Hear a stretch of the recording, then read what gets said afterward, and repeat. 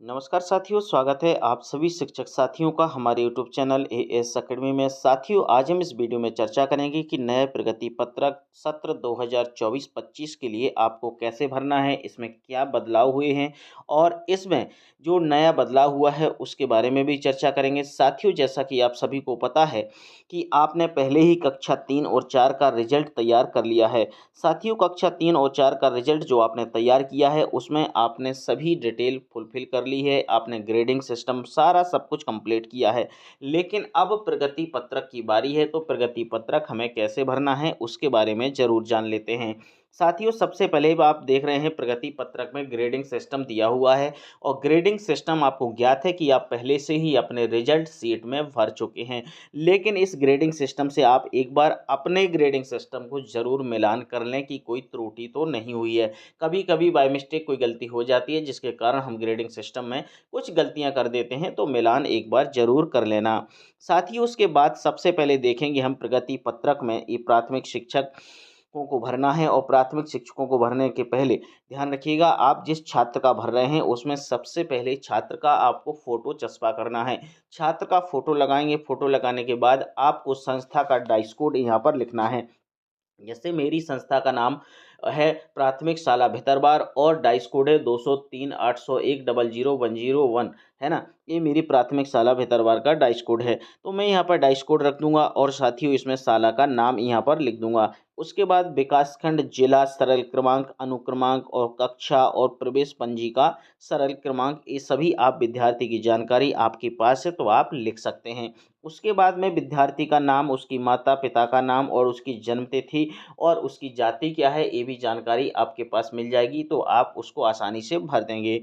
उसके बाद में साथियों आपको आगे देखना है, बच्चे की एक हाइट भी लिखना है और बच्चे का वज़न भी लिखना है और उसमें उसको कैसे दिखाई देता है, ये सब चीज़ें भरना है क्योंकि ये स्वास्थ्य परीक्षण के हिसाब से है। और लेकिन इसमें जो महत्वपूर्ण बात है, वो ये है कि उसकी बच्चे की ट्रिपल एसएम आईडी नंबर लिखना है और उसकी फैमिली आईडी नंबर लिखना है और बच्चे का आधार कार्ड ज़रूर मेंशन करना है। ये तीनों चीज़ें हमें लिखना बहुत ज़रूरी है। साथियों, इसके बाद अब हम बात करेंगे प्रगति पत्रक में हमें किन-किन चीज़ों का ध्यान रखना है। सबसे पहले आप देख रहे हैं कि बच्चे का जो आपने रिजल्ट तैयार किया है वो 3-4 चीज़ों को मिलाकर किया है। सबसे पहले साथियों आपने शायद शैक्षिक क्षेत्रों का मूल्यांकन बच्चे का किया है, उसके बाद उसके व्यक्तिगत सामाजिक गुणों का मूल्यांकन किया है।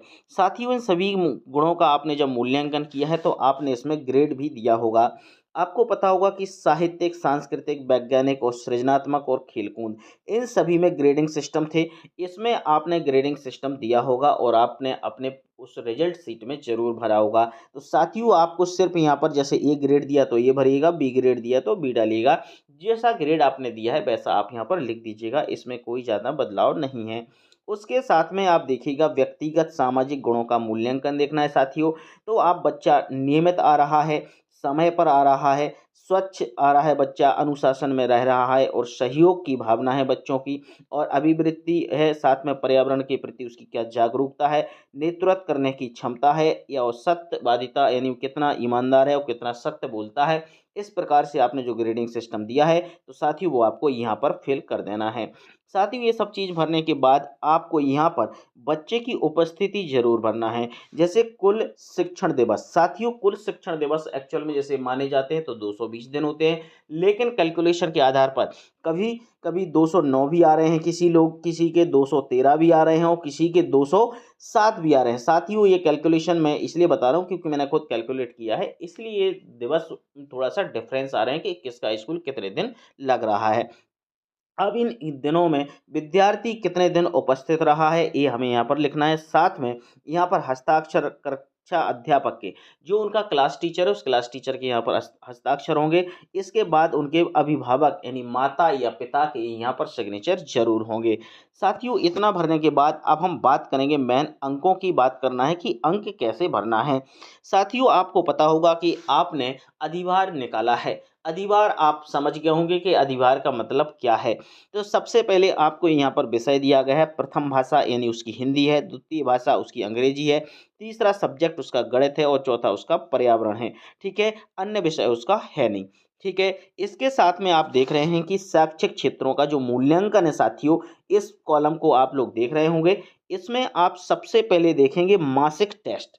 आपने मासिक टेस्ट के अंक दिए बच्चे को, उसके बाद आपने अर्धवार्षिक के अंक दिए, फिर वार्षिक मूल्यांकन के अंक दिए और उसके बाद वार्षिक प्रोजेक्ट कार्य के भी अंक दिए। इन सभी अंकों को मिलाकर साथियों आपको एक उसका वार्षिक परिणाम रिजल्ट बनाना है। तो सबसे पहले आप याद रखिएगा, आपको इस 2 कॉलम में कुछ भी नहीं लिखना है। सबसे पहले उस बच्चे ने 40 में से कितने अंक प्राप्त किए, जैसे 40 में से उसने सपोज दैट कितने 20 अंक प्राप्त किए, तो 40 में से 20 अंक प्राप्त किए और अधिभार निकालना है। तो हमें अधिभार में क्या करना है, जैसे प्राप्तांक 20 है और अधिभार निकालना है हमें 10%, तो 4 से हम डिवाइड कर देंगे तो 4 पंचे 20, यानी अधिभार में उसने 5 अंक प्राप्त किए। उसके बाद हमें जाना है प्राप्तांक कहाँ, अर्धवार्षिक में। अर्धवार्षिक में ही सेम प्राप्तांक है साथियों। जैसे 60 अंक का है, 60 अंक में उस बच्चे ने 30 अंक प्राप्त किए, तो हमें यहाँ पर 3 का भाग देना है, तो 10 अंक हमें उसे अर्धवार्षिक के अधिभार में प्राप्त हुए। ठीक है। जैसे कि अब आप देख रहे हैं कि यहाँ पर उसको 5 अंक प्राप्त हुए थे, यहाँ पर उसको अर्धवार्षिक में 10 अंक प्राप्त हुए, और जो फाइनल उसका वार्षिक लिखित मूल्यांकन है, उसमें उसको 60 अंक में से मान लिया कि 40 अंक प्राप्त हुए। ये 40 अंक प्राप्त हुए, प्राप्त होने के बाद अब आप लोग देख रहे हैं, उसको वार्षिक प्रोजेक्ट का भी आपको 40 अंक देना है। 40 अंक में से मिनिमम कितने अंक आप देते हैं, तो सपोज दैट वहाँ पे भी आपने उसके लिए 20 अंक दिए और 20 में से आप 4 का भाग देंगे, तो 4 पंचे 20, यानी 5 अंक आप उसको फिर यहाँ पर दे रहे हैं। तो साथियों ये सब आप अंक दे देंगे। देने के बाद आप देख रहे हैं 5 धन 10, यानी 15, 15 और 10 कितने होते, 55, 55 और 5 हो जाएंगे आपके साथियों 60 अंक हो जाएंगे। 60 अंक आप जो प्राप्त हो रहे हैं वो उसको 60 अंक आप यहाँ लिख देंगे। ठीक है। इन सभी को आपने अधिभार को जोड़ दिया और 60 अंक आपने यहाँ लिख दिए, और 60 अंक का जो ग्रेड आ रहा है वो आप यहाँ पर ABCD जो भी आएगा वो यहाँ पर आप मेंशन करते जाएंगे। ठीक है। तो साथियों इसी प्रकार से आपको इसमें ग्रेड लिखना है, बहुत आसान है, इसमें बिल्कुल स्पष्ट लिखा है, सिंपल शब्दों में आप समझ सकते हैं। इसके बाद अब जो जानकारी आगे भरना है, शिक्षक का अभिमत क्या है, यानी जो शिक्षक उसको पढ़ा रहा है, जो शिक्षक उसके बारे में सब कुछ जान रहा है कि बच्चा कैसे पढ़ रहा है कैसे नहीं पढ़ रहा है, उसका यहाँ पर एक रिमार्क लिखना है। वार्षिक परिणाम का जो ग्रेड है, यानी उसको A ग्रेड मिला है, B ग्रेड मिला है, C जो भी है उसको यहाँ पर लिखना है। साथियों रिमार्क आप लिख सकते हैं। इसके बाद उक्त विद्यार्थियों को कक्षा इतने से मतलब 3 से 4 में क्रमोन्नति दी जाती है, यानी कक्षा 3 में पढ़ रहा है तो वो 4 में चला जाएगा, 4 में जा रहा है तो 5 में चला जाएगा। समझ गए ना इस बात के लिए, इस बात को आपको ध्यान रखना है। फिर कक्षा अध्यापक के यहाँ पर हस्ताक्षर यहाँ पर होंगे और यहाँ पर आपके प्रधान अध्यापक की सिग्नेचर होंगे और यहाँ पर उनकी सील लगेगी। साथियों इस प्रकार से नए प्रगति पत्रक है वो बहुत आसान है और आपको समझ में आ गया होगा। अब आपके मन में कोई भी डाउट होता है तो प्लीज़ मुझे कमेंट बॉक्स में ज़रूर लिखिएगा। और साथियों आप सभी से एक रिक्वेस्ट है कि आप जिस संकुल में या जिस ज़िले में हैं तो प्लीज़ अपने संकुल या ज़िले के जो भी ग्रुप हैं उसमें इस वीडियो को ज़रूर शेयर कीजिएगा, जिससे सभी शिक्षक साथियों को हेल्प मिल सके। और जाते जाते चैनल को सब्सक्राइब ज़रूर कीजिएगा। मिलते हैं हम नेक्स्ट वीडियो में नेक्स्ट टॉपिक के साथ। जब तक के लिए नमस्कार।